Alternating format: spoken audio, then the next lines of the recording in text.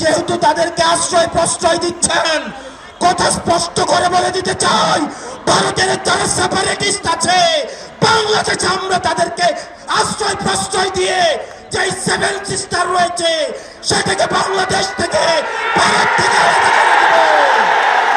এই বিশ্ববিদ্যালয়ে নীল দলের যে ৫টা শিক্ষকরা রয়েছে তাদেরকে ধরে ধরে এই বিশ্ববিদ্যালয় থেকে বের করে দিতে হবে। আমাদের দেশে যারা বিশৃঙ্খলা করে সন্ত্রাস, ভোট চোর, আমাদের দেশে যারা অস্থিতিশীল পরিবেশ তৈরি করতে চাচ্ছে, হাদি ভাইকে যারা হত্যা করেছে, নির্বাচন যারা বানচাল করতে চাইছে, দেশের পরিবেশকে যারা অস্থিতিশীল করতে চাইছে, সীমান্ত যারা আমাদের ভাইদেরকে বোনদেরকে মেরে ঝুলিয়ে রাখে, তাদের আশ্রয় এবং প্রশ্রয়দাতা পৃষ্ঠপোষকতা দিচ্ছে ভারত। ভারতকে স্পষ্ট ভাষায় বলতে চাই, যারা আমার দেশের সার্বভৌমত্বকে বিশ্বাস করে না,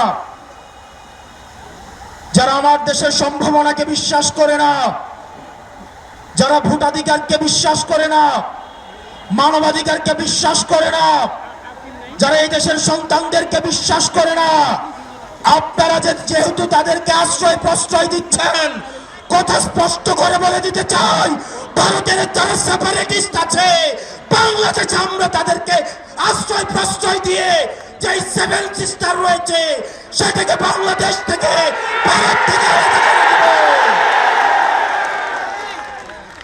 এই হাসিনার পৃষ্ঠপোষক স্পষ্ট ভাষায় দিনের আলোর মতো স্পষ্ট স্বচ্ছ, তাদেরকে ভারত অর্থ দিয়ে, তাদেরকে অস্ত্র দিয়ে, ট্রেনিং দিয়ে বাংলাদেশের বিরুদ্ধে তাদেরকে দাঁড় করিয়ে দিচ্ছে।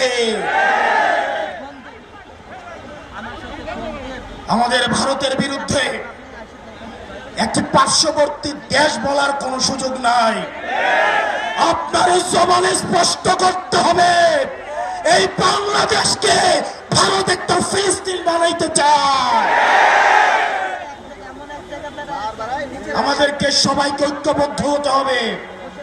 ক্ষমতার জন্য, গদির জন্য, মন্ত্রণালয়ের জন্য যারা দিল্লিকে কিবলা দিচ্ছে, এই বাংলাদেশের স্বাধীনতা তারা তৃতীয়বারের মতো বিক্রি করে দেওয়ার প্রস্তুতি নিচ্ছে।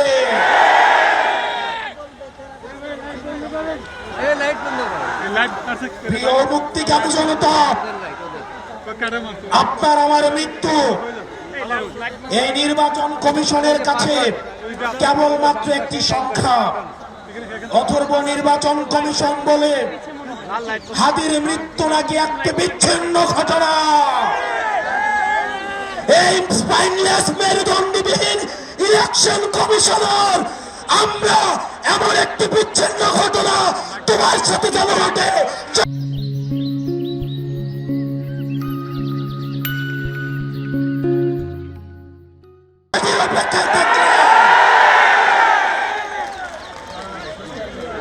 ইলেকশন কমিশনার কাদের প্রেসক্রিপশনে নিয়োজিত, কারা তাকে নিয়োগ করেছে,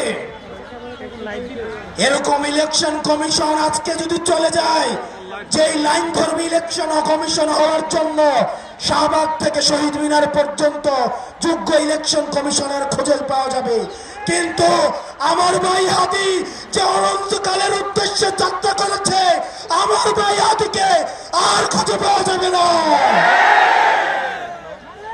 প্রিয় মুক্তিকামী সংগ্রামী জনতা, আপনারা জানেন আমাদের দেশে এক শ্রেণীর আওয়ামী লীগ রয়েছে, তারা শিক্ষক পরিচয়ে বিশ্ববিদ্যালয়গুলোতে কার্যক্রম পরিচালনা করে,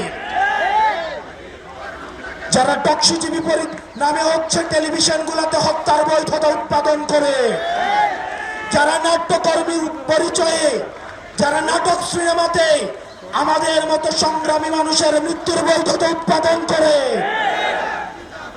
এই বিশ্ববিদ্যালয়ে নীল দলের যে ৫টা শিক্ষকরা রয়েছে তাদেরকে ধরে ধরে এই বিশ্ববিদ্যালয় থেকে বের করে দিতে হবে।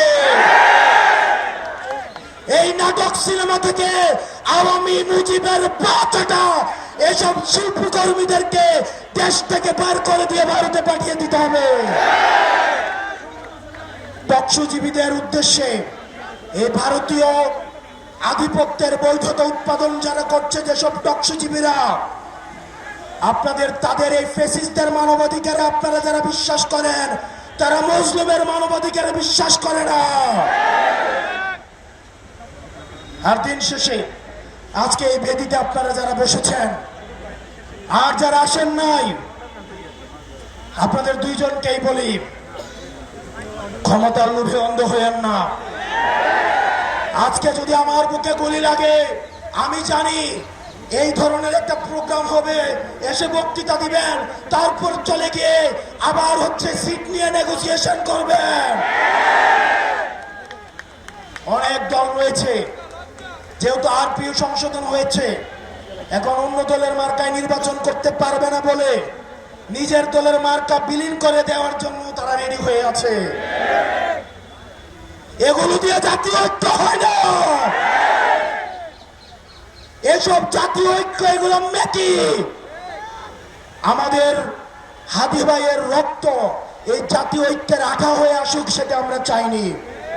আপনারা যদি দেশের প্রশ্নে, সার্বভৌমত্বের প্রশ্নে, বাংলাদেশের প্রশ্নে দলীয় স্বার্থের ঊর্ধ্বে উঠে আমরা 1 আগস্ট, আমরা 3 আগস্ট 2024 সালে এই শহীদ মিনারের বেদিতে দাঁড়িয়ে যেভাবে আমরা ফ্যাসিবাদের বিরোধ এবং নতুন রাষ্ট্র ব্যবস্থা বিনির্মাণের যে এক দফা দাবি দিয়েছিলাম, আমাদের সেদিনের মতো আবার ঐক্যবদ্ধ হতে হবে।